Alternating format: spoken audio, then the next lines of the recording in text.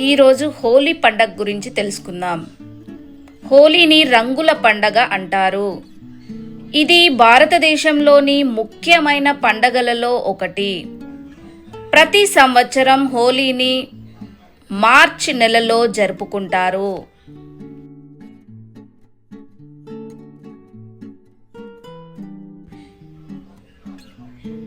ప్రతి సంవత్సరం రంగులతో ఆడుకోవడానికి ఆసక్తిగా ఎదురుచూస్తారు.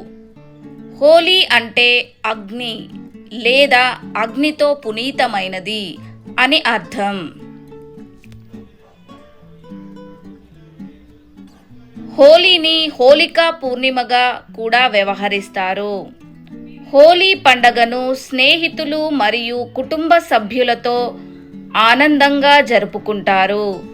ఈ పండగ చెడుపై మంచి, అబద్ధంపై సత్యం మరియు దుఃఖంపై సంతోషం సాధించిన విజయాన్ని సూచిస్తుంది. హ్యాపీ హోలీ.